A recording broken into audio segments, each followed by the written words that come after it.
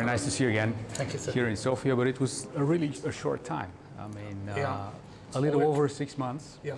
What has changed in the meantime? Because we see the whole landscape in the world is actually transforming. I won't say in which direction, to the worst or to the best. But anyhow, it's the security situation that is important to us at this moment. How everything evolved and what are the changes for this just over half a year period? We can say that everything actually in the defense domain is changed rapidly. All over the world we find very unstabilized situations. We can analyze the situation over Europe, but we can compare it what's happening in the Middle East or in other conflict area, and we can define that losses of situational awareness, aerial situational awareness, dramatically affect the results of the conflict. So we can saw it all over the world that if you are losses the situational awareness, you have more casualties, the civilians' resilience reduce, and the effectiveness of how to operate your defense forces dramatically reduce. So we maintain to claim that to generate a reliable situational awareness is critical for each and every forces. We saw that the survivability of the sensor dramatically decreased because of the loitering weapon, the UAVs, etc. So we need to defend the sensor by mobility and by other meaning of defending the sensors themselves. So on one hand, actually, many of your concepts were proven now on an actual battlefield. And an intense one, I might say. But on the other hand, this means that a lot of changes need to be made, of course. And how this changed the whole conceptualization in terms of your forecasts and in terms of your R&D, which now has, I guess, a lot of work to do. It's a very good question. When I present here in 2017, my first presentation, and I talked about the threats, and I talked about UAVs and cruise missiles and a loitering weapon. Some guys raised their hand and asked me, you are talking about maybe the Middle East, but it's not concerned to Europe. Yeah. Now in 2023 we see that we are actually dealing with the same threats all over the world.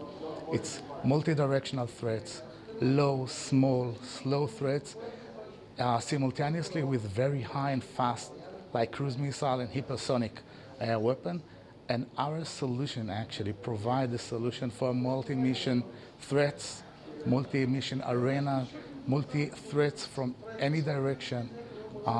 He is flexible enough to adapt himself to each and every scenario. So this is the main issue, but all the time we keep our eyes open.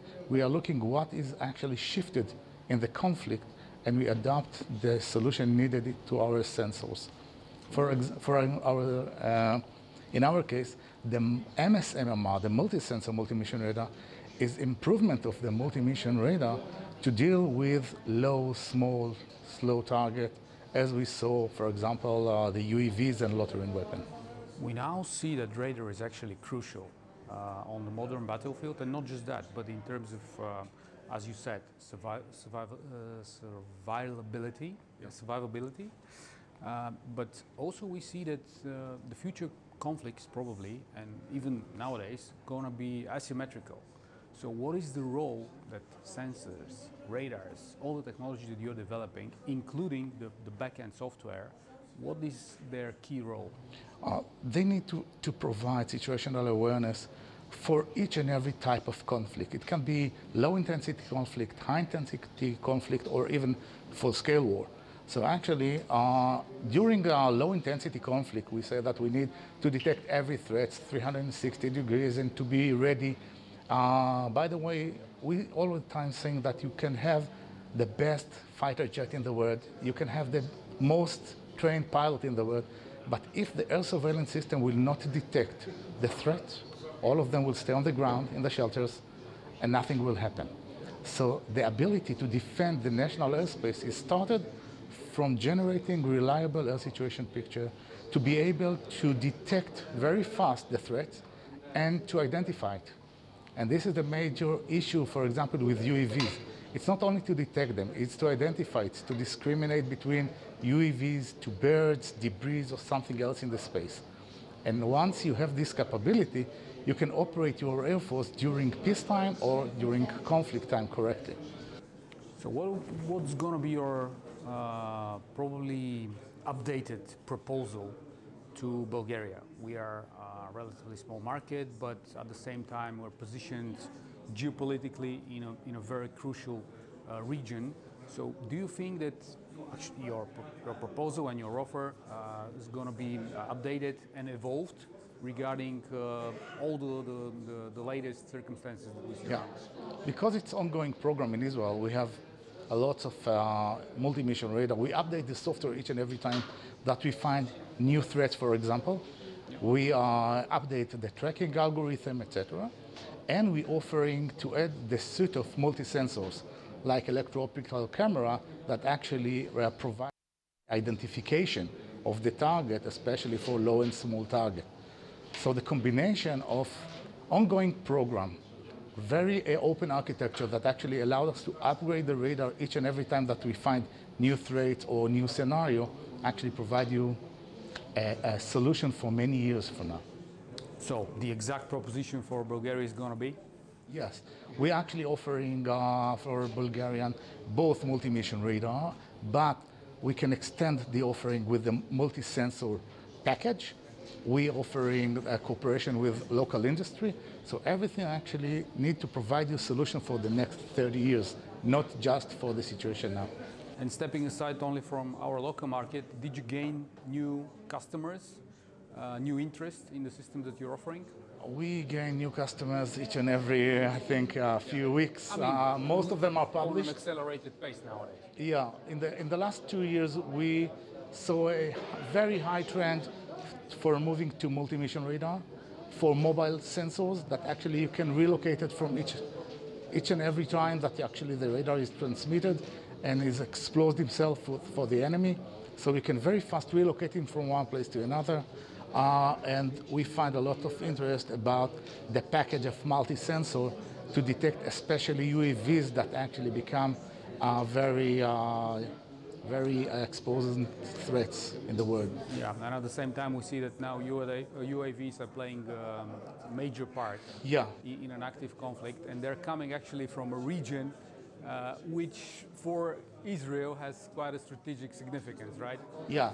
So this is exposing this new technology so that you can update yourself. Actually, the multi-mission radar designed to detect this type of threat, small UAVs, over the ground clutters, over the low altitude clutters. We saw this type of threats at the beginning of the 20s, actually, from Lebanon.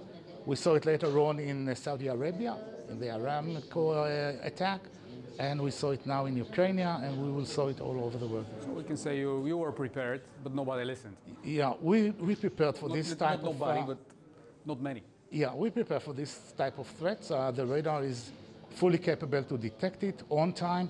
The main issue is not if we can detect it.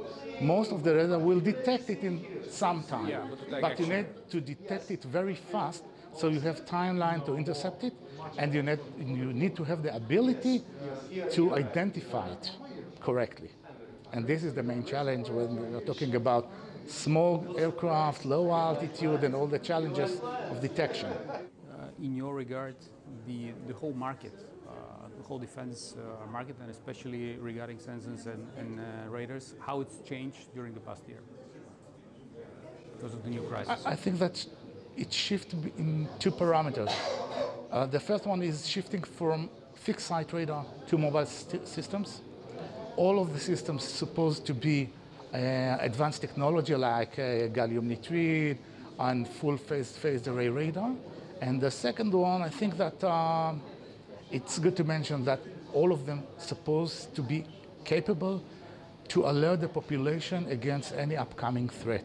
It's a new concept that we need to provide our population early alert. We saw it all over the world that if you're not alerting the population, you suffered a lot of civilian casualties.